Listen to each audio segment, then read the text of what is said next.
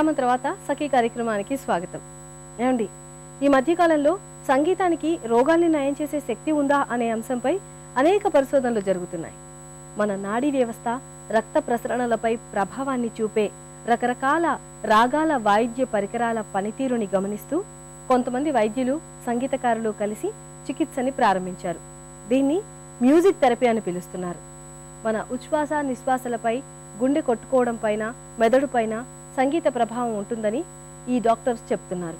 ముఖ్యంగా మనిషిలో ఉండే మానసిక గందరగోళాలు, నిరాశ నిస్పృహల్ని పోగొట్టేందుకు మ్యూజిక్ థెరపీ బాగా పనిచేస్తుందట. సరే, ముందైతే కార్యక్రమం చూద్దాం, ఆ తర్వాత మరికొన్ని విషయాలు.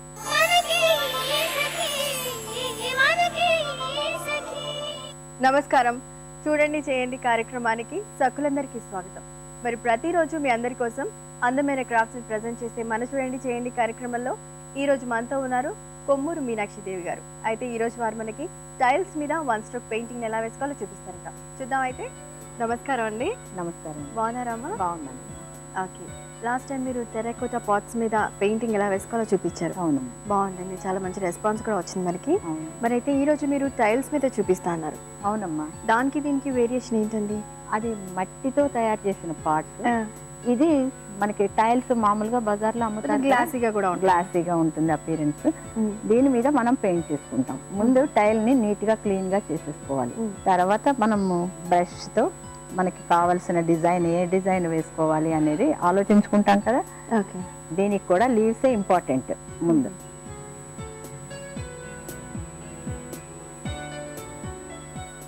ఇవి 2 కలర్స్ ని లోడ్ చేసుకున్నాం. 2 కలర్స్ మామూలుగా లోడ్ చేసేసుకున్నాము. బ్లెండ్ కూడా బ్లెండ్ చేసేసాము. తర్వాత మనకు కావాల్సిన డిజైన్ ని మనం చేసుకుంటున్నాం. కానీ ఇక్కడ మనం పెయింట్ చేసేటప్పుడు దీనికి బ్రష్ ఎక్కువ ఫోర్స్ పెట్టకూడదు. ఇవి స్లెండర్ లీవ్స్ అంటారు. మనం నిన్నటి దాకా బిగిలింగ్ లీవ్స్ చూసాం, హార్ట్ షేప్డ్ లీవ్స్ చూసాం. ఇప్పుడు ఇవి పొడుగు లీవ్స్. దీనికి మనం ఒక ఫ్లవర్ కూడా వేసుకుంటాం. ముందుగా లీవ్స్ అన్ని వేసేసుకోవాలి. ముందుగా లీవ్స్ అన్ని వేసేసుకోవాలి.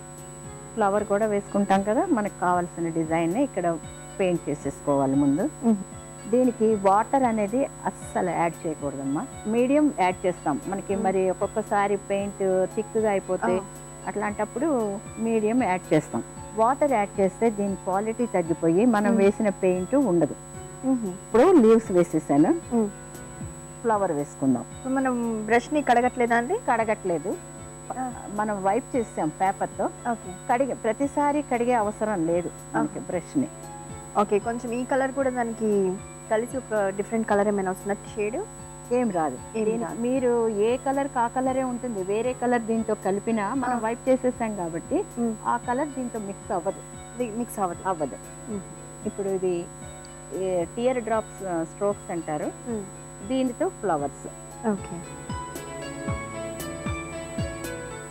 దీన్ని కూడా మనం ఇట్లాగా వేసేసుకోవడం. ఫ్లవర్స్ స్ట్రోక్స్ ఉపయోగిస్తూ మనం ఫ్లవర్స్ వేసుకోవాలి.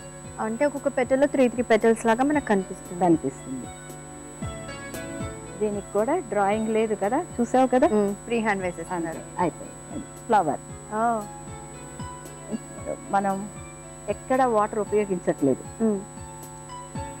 ఇది వేరే స్ట్రోక్. ఇది ఒక టైప్ ఆఫ్ స్ట్రోక్. జస్ట్ మనం ఫ్లాట్ బ్రష్ తో జస్ట్ ట్యాప్ చేస్తాం. నిలువుగా గీతలు వచ్చేలాగా ట్యాప్ చేస్తున్నారు. ఇది ఒక డిజైన్ వచ్చేసింది కదా. ఇది ఒక డిఫరెంట్ ఫ్లవర్ లాగా వచ్చేసింది. అవును, అది అలాగే మళ్ళా ఇక్కడ కూడా ఇటు సైడ్ కూడా వేసుకుందాం.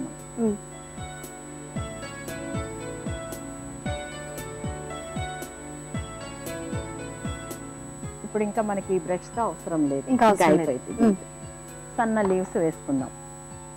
మళ్ళీ బ్రష్ ఎందులోనూ మనం వాటర్లో కానీ ఎందులోనూ డిప్ చేయడం కానీ ఏమీ చేయకూడదు. డైరెక్ట్గా బ్రష్ను వాడేసేయాలి. దీనికి వేసేటప్పుడు ప్రెషర్ కూడా పెట్టకూడదు. అదొకటి చాలా గుర్తు పెట్టుకోవాలి. ప్రెషర్ పెట్టేసి బ్రష్ ఎత్తితే కలర్ వచ్చేస్తుంది. గ్యాప్స్ కూడా బాగా కనిపిస్తాయి.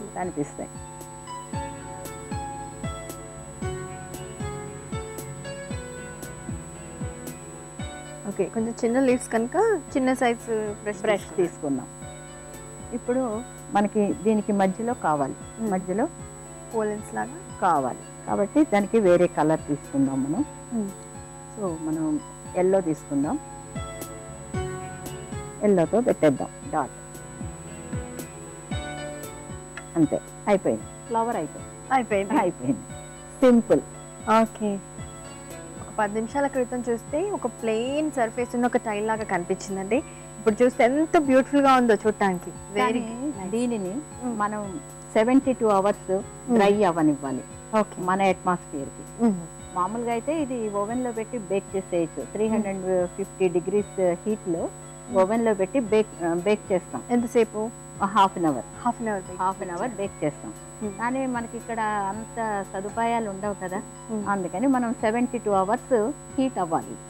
హీట్ అయితే కలర్ స్టిక్ అవుతుంది, దీనికి ఇంకా పోదు. దీనిపైన వార్నిష్